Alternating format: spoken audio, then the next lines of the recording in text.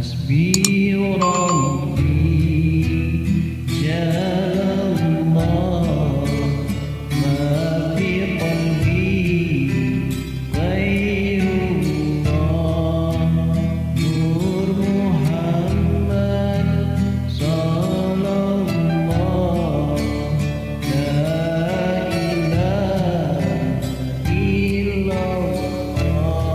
Bismillahirrahmanirrahim. Assalamualaikum warahmatullahi wabarakatuh. Alhamdulillahi rabbil alamin. Hamdan katsiran tayyiban mubaraka fi ala kulli hal. Alladzi qad awjada min nurihi nuran bihi ammal huda. Wassalatu wassalamu ala rasulillahi sayyidina Muhammadin wa ala alihi wa ashabihi.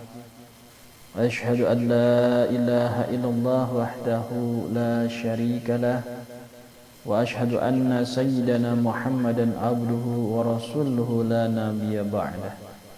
Amma ba'd.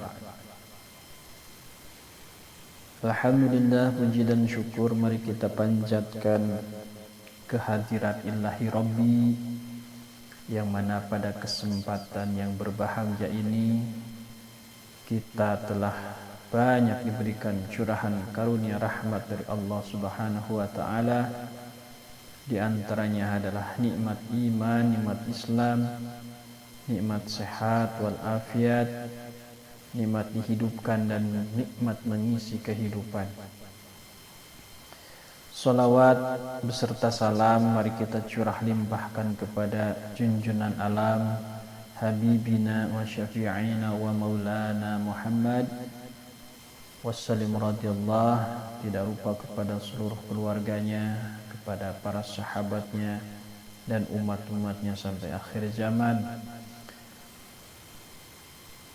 Dan kita bermunajah kepada Allah agar kita mendapat taufik serta hidayah dan inayah dari Allah Subhanahu wa taala, serta memberikan takwa dan istiqamah, kemudian diberikan usia yang berkah dan kesehatan yang menguatkan untuk ibadah. Amin ya rabbal alamin. Hadirin rahimakumullah, alhamdulillah kita telah sampai kepada hikmah yang ke-22. Setelah kemarin di hikmah ke-21 kita membahas tentang prasangka terhadap Allah. Nah, di hikmah ke-22 ini adalah napas seorang salik. Ibnu Athaillah Al-Askandari dalam kitab Al-Hikam, Ibnu Athaillah Al-Askandari pada hikmah yang ke-22 ini mengatakan, ma min nafsin tubdihi illa walahu qadara qadrun fika yumdihi. Ma min nafsin, tidak ada atau tiada suatu napas yang terlepas daripadamu, tubdihi illa walahu qadrun fika yumdihi, melainkan di situ pula ada takdir Allah berlaku atasmu. Itu terjemahnya. Maknanya wallahu alam bil muradi. Di sini Ibnu Athaillah menjelaskan bahwa sesungguhnya napas manusia, seorang salik tentunya, yaitu seorang yang sedang menuju Allah. Siapa orang yang menuju Allah adalah kita yang beriman dan bertakwa kepada Allah. Nah, seyogianya kita selalu ingat atas apa yang Allah karuniakan kepada kita, termasuk napas kita. Begitu berharganya napas kita, sehingga sebagai ciri orang yang hidup adalah dia bisa bernapas. Oleh karena itu syukurilah dengan apa yang Allah telah karuniakan kepada kita. Dan seorang salih menyadari bahwa setiap napas hidup manusia pasti terjadi adalah taat dan maksiat, atau nikmat atau balahi. Nah, berarti napas yang keluar dari tubuh kita, yang dimasukkan kepada tubuh kita, merupakan suatu bagian karunia daripada Allah. Karena itu jangan sampai napas itu terpakai untuk maksiat atau perbuatan yang dilaknat oleh Allah. Jadi kita pergunakan napas ini ya. Ada seorang yang mungkin itu sudah dekat dengan Allah, dalam artian setiap napasnya itu napas tarikan maupun napas yang keluar itu beliau mengucapkan asmanya Allah. Nah, di antaranya itu adalah orang yang zikir kepada Allah. Jadi setiap tarikan napas kemudian napas keluar itu terucap asma Allah. Nah, itu diantaranya adalah orang-orang yang sedang menuju pada Allah. Nah, ketika napas kita jaga, kemudian kita pelihara dengan syukur bahwa begitu berharganya napas ini, sehingga Ibnu Athaillah di sini membahas secara khusus mengenai napas seorang saleh. Nah, bahkan napas ini adalah bagian daripada takdir Allah, yang mana kita telah pernah bahas mengenai takdir ini di hikmah,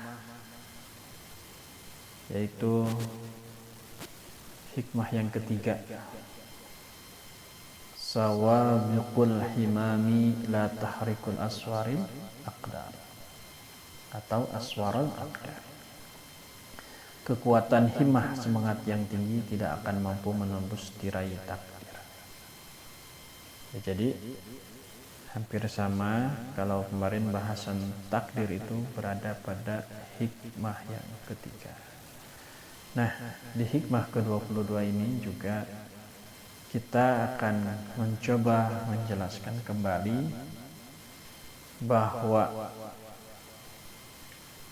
pada sebuah ayat di Al-Quran, yaitu surat At-Talaq ayat 2-3. Nah, ini Allah Subhanahu wa taala berfirman, a'udzubillahi minasyaitonir rajim, wa may yattaqillaha yaj'al lahu makhraja wa yarzuquhu min haitsu la yahtasib wa may yatawakkal 'ala Allah fa huwa hasbuh innallaha balighu amrih qad ja'alallahu likulli syai'in qadra. Nah, jadi maknanya wallahu a'lam bil murad, barang siapa bertakwa kepada Allah. Takwa itu adalah menurut takrifnya menjalankan perintah dan menjauhi larangan. Nah, barang siapa yang takwa kepada Allah, niscaya dia di sana Allah Subhanahu wa taala akan mengadakan baginya jalan keluar.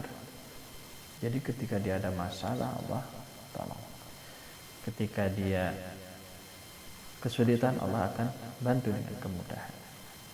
Ketika dia sakit, Allah akan sembuhkan. Kemudian ketika kita terkena wabah, bala penyakit pun, Allah akan angkat bala wabah penyakit tersebut. Syaratnya adalah takwa. Jadi sebagaimana ada wabah pandemi yang masih melanda negara-negara di seluruh dunia, sebenarnya obatnya adalah takwa sendiri, yaitu menjauhi larangan dan melaksanakan perintah. Ketika itu bisa, insya Allah akan memudahkan kita, dan Allah akan hilangkan penyakit pada dunia ini. Nah, itu adalah sebagian daripada jalan keluar. Kemudian, dan Allah memberinya rezeki dari arah yang tidak disangka-sangka. Ada rezeki min haitsu la yahtasib.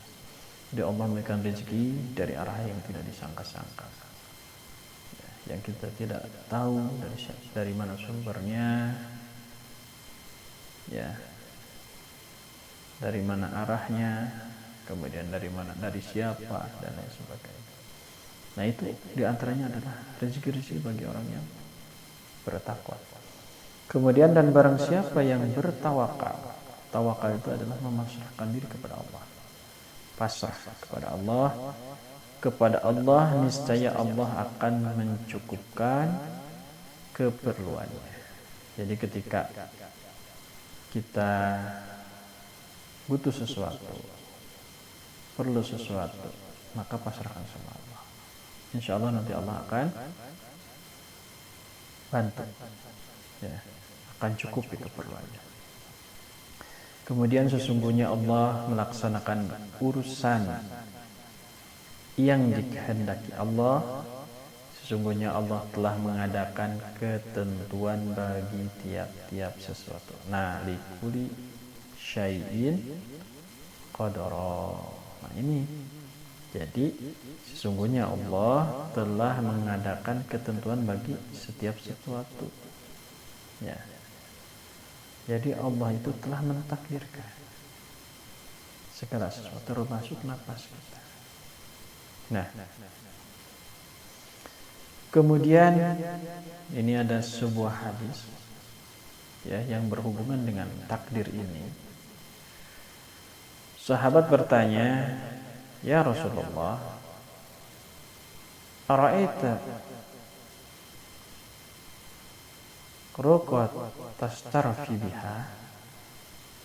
Wahai Rasulullah, tentang ruqyah atau doa penyembuh yang kami lakukan, hal tarudu man qadarallah syai'a, apakah ia bisa menolak atau menjawab takdir Allah? Maksudnya, apakah kalau sesuatu itu sudah ditulis oleh Allah, akan sakit, akan sembuh, dan lain sebagainya, apa ini ruqyah ini termasuk daripada takdir Allah? Seperti itu. Nah, atau ruqyah ini menjawab tadi takdir Allah, atau sebagai tadi antara sakit dan sembuh, kemudian Allah sembuhkan melalui ruqyah tadi. Nah, bagaimana? Kata Rasulullah, faqala hiya min qadarillah. Ruqyah itu adalah bagian dari takdir Allah. Nah, jadi ketika takdir Allah itu pada segala sesuatu hadir pada diri kita, sebagaimana daripada ikhtiar kita, ya.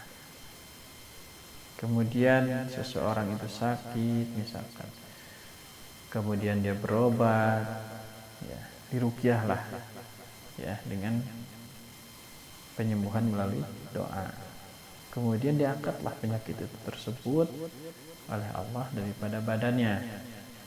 Nah, itu adalah bagian daripada takdir Allah tentang kesembuhannya, daripada nilai ikhtiar yang dilakukan oleh seorang hamba kepada Allah. Jadi ikhtiar. Nah, sedangkan takdir Allah yang menentukan.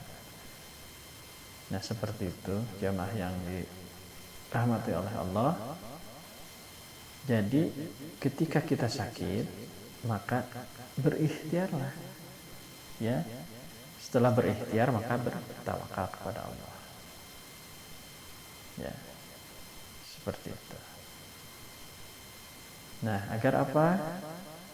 Agar kita selalu dalam gerak dan langkah kita itu bersama dengan Allah, dalam lindungan rahmat Allah.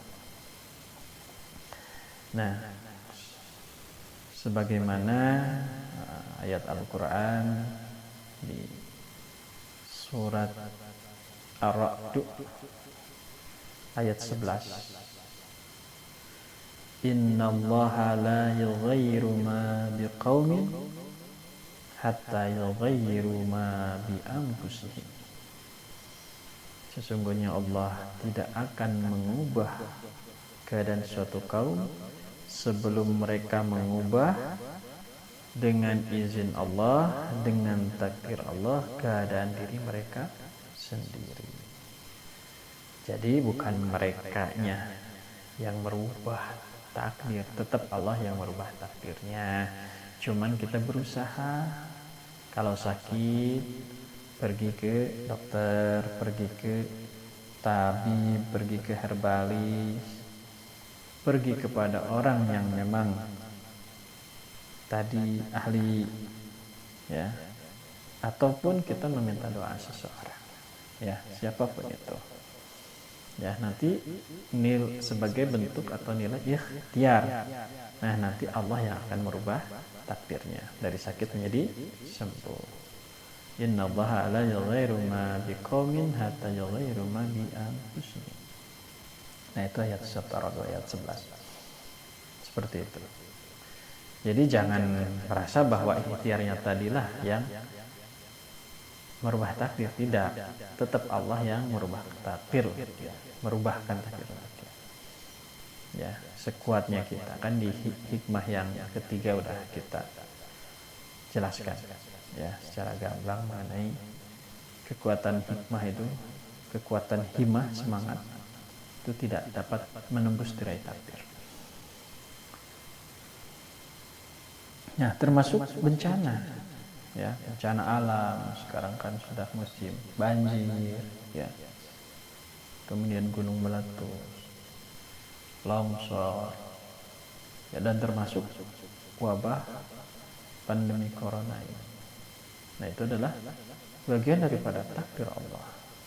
Nah, di Al-Quran sudah dibahas mengenai ini, ya, di surat Al-Hadid ayat ke-22. Allah Subhanahu wa ta'ala berfirman, a'udzubillahi minasyaitonir rajim. Ma asaba min musibatin fil ard wala fi anfusikum illa fi kitab min qabli an nabraha inna zalika 'ala Allahi yasir. Nah, itu surat Al-Hadid 22. Mananya wallahu a'lam bil murad, setiap bencana yang menimpa di bumi, ma'asaba min musibatin fil ard, nah, semuanya telah tertulis dalam kitab. Kitab yang dimaksud adalah kitab di Lauhul Mahfuz. Nah, di kitab Lauhul Mahfuz tersebut apa? Sebelum kami mewujudkan alam semesta ini, Allah mewujudkan segala sesuatu. Nah, sungguh yang demikian itu mudah bagi Allah, ya.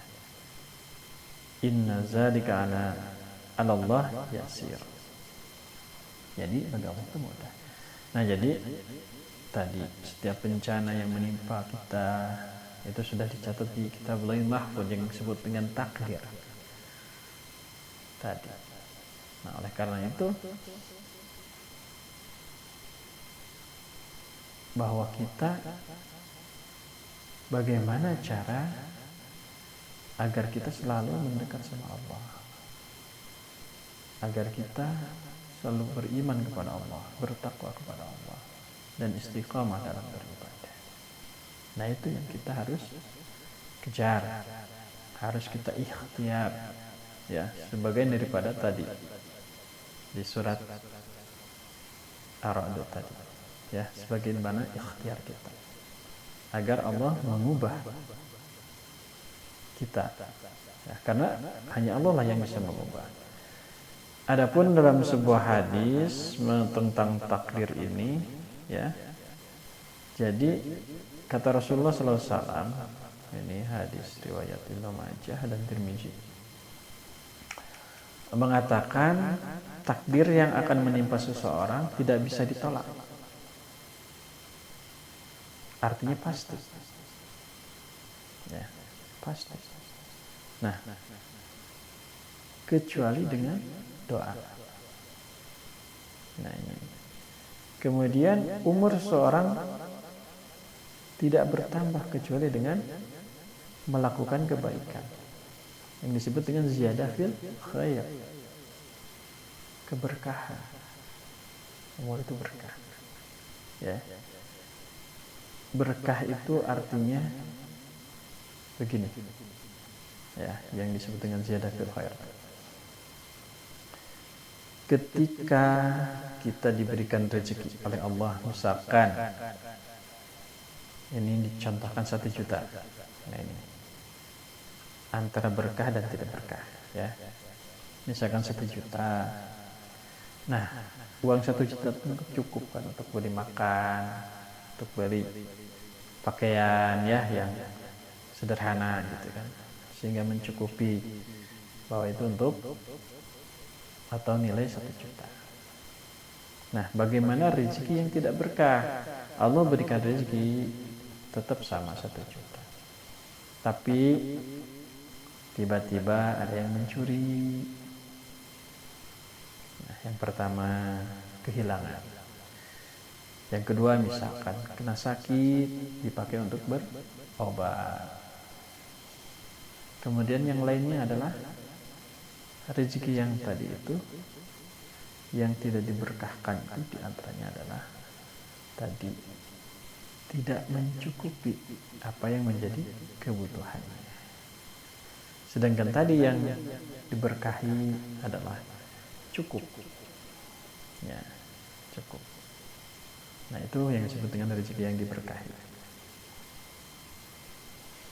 Dan rezeki atau kebaikan akan diharamkan kepada seseorang karena dosa yang dilakukannya. Ya, jadi rezeki yang baik itu tidak bisa sampai kepada seorang pendosa. Rezeki yang baik, ya, contoh tadi orang yang mencuri, itu rezekinya tidak baik, bukan rezeki yang baik. Jadi rezekinya dari mencuri karena dia kegiatannya mencuri, jadi dia akan mendapat rezeki dari yang tidak baik, ya, seperti itu maksudnya. Nah, agar rezeki kita baik, maka carilah nafkah ya baik, seperti itu.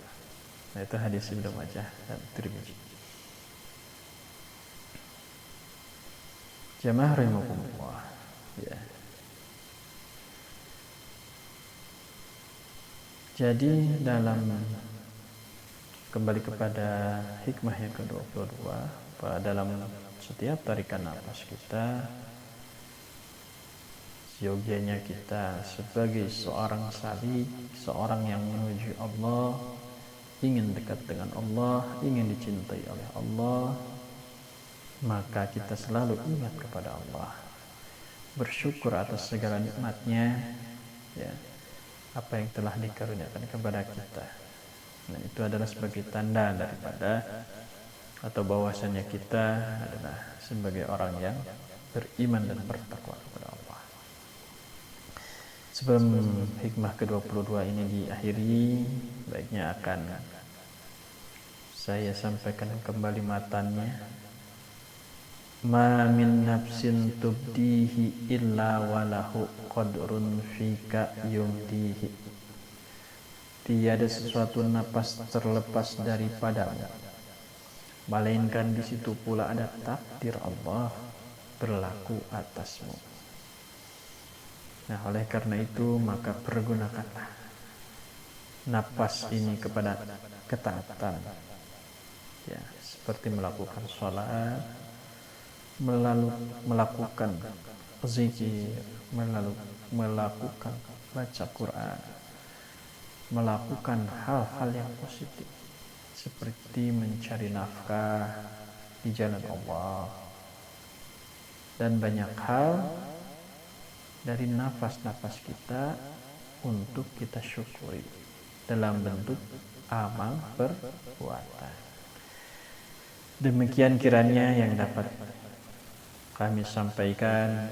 Mudah-mudahan Allah memberikan kepada kita kefahaman, taufik serta hidayah dan inayah. Kemudian kita bisa mengamalkan dalam kehidupan sehari-hari, dan Allah menjadikan kita orang-orang yang beriman dan bertakwa serta istiqamah dan beribadah secara ikhlas. Kurang lebihnya mohon maaf atas segala kekurangan, kehilafan baik dalam pemaknaan, pembacaan dan lain sebagainya, mohon dimaafkan. Wa'afu minkum wabillahi taufiq wal hidayah. Wassalamualaikum warahmatullahi ta'ala wabarakatuh. Hasbi Rabbi